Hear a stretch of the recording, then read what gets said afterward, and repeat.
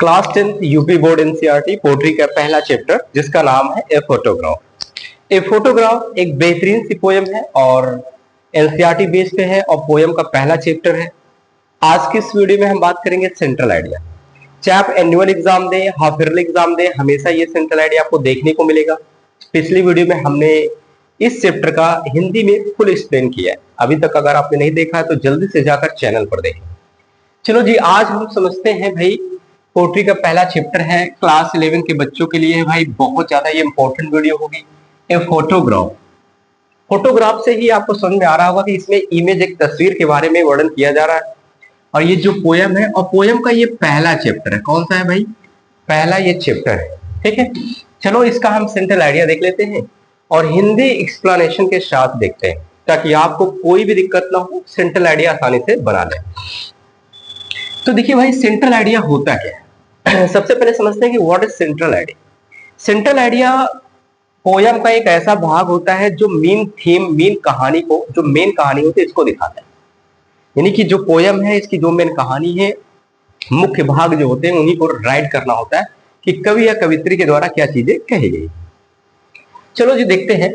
The poem, ये जो कविता है, a photograph is composed bye, composed का मतलब होता है लिखा गया है, बाय द शेली टुल्सन। शेली टुल्सन एक फीमेल पोएटेस है, कवित्री है, उन्हीं के द्वारा ये लिखा गया। इन दिस पोयम, इस कविता में द पोएटेस जो कवित्री है नोटिस को ध्यान देती है। इस कविता में कवित्री जो है ध्यान देती है किस चीज के बारे में भाई?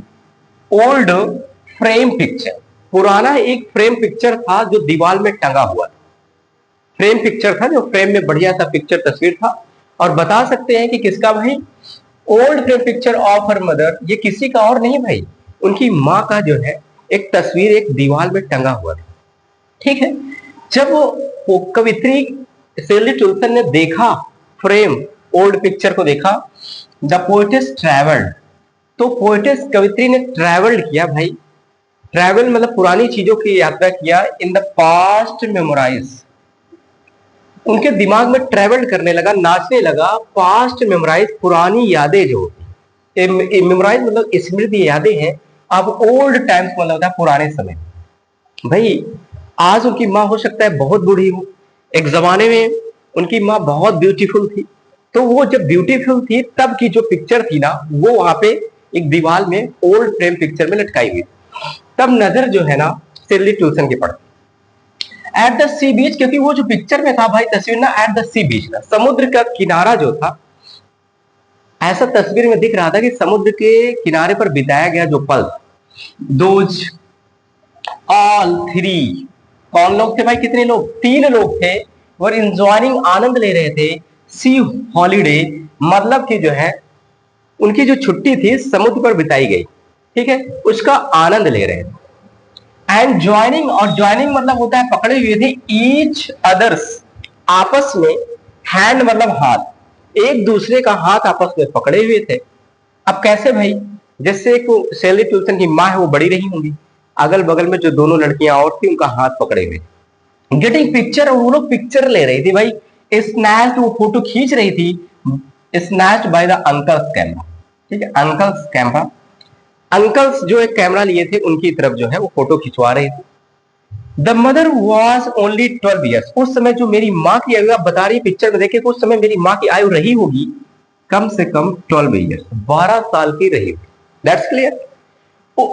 लिखे हैं 12 ईयर्स ओल्ड, 12 साल की रही होगी। स्माइलिंग, जो मेरी माँ उस पिक्चर में मुस्कुरा रही थी, एंड लॉपिंग, बहुत तेजी से हंस रही।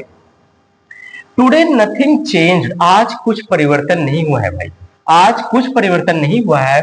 विद द सी, समुद्र के साथ भाई, समुद्र जैसा था, उसमें का पानी जैसा था, आज भी वही है। जो 25 साल 40 साल पहले था आज भी वही है। लेकिन इंसानों में तो परिवर्तन हुआ। इंसानों में भाई उनकी माँ ओल्ड हो गई, एक जमाने में यंग थी जब फोटो ली, लेकिन आज ओल्ड हो गई। तो कह रहे हैं कि समुद्र के अंदर कोई परिवर्तन नहीं हुआ। फिर कहती है mother was too much happy, उस समय माँ मेरी बहुत ज्यादा खुश थी। टू मच मतलब बहुत ज्यादा खुश थी। विद द कजिन्स, जो उनकी चचेरी बहनें थी, 2 चचेरी बहनें कौन थी भाई? बेटी एंड डॉली, दोनों चचेरी बहनों का नाम है बेटी एंड डॉली। ठीक है, फॉर पोएटिस, और जहां तक कवित्री के लिए है, एंड हर मदर, उनकी माँ के लिए। ठीक है, अब दोनों जो है खुश हो जाती है, पिक्चर को देखती हैं।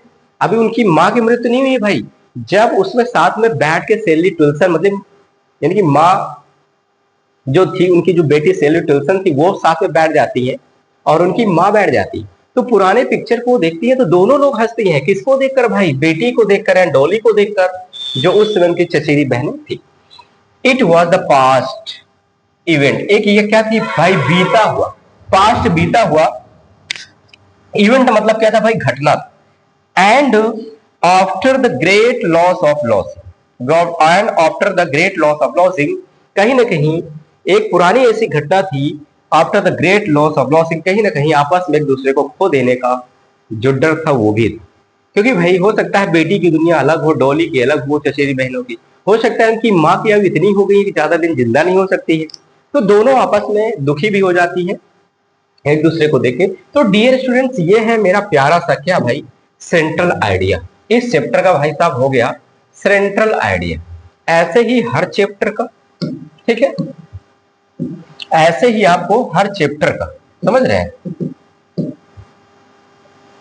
ऐसे ही आपको हर चैप्टर का सेंट्रल आइडिया, और साथ ही साथ आपको जो है जितने भी आपके ये पोयम है और आपका जो स्टोरी है, ये सभी का स्टोरी और क्वेश्चन आंसर के साथ सारी चीजें कराएंगे।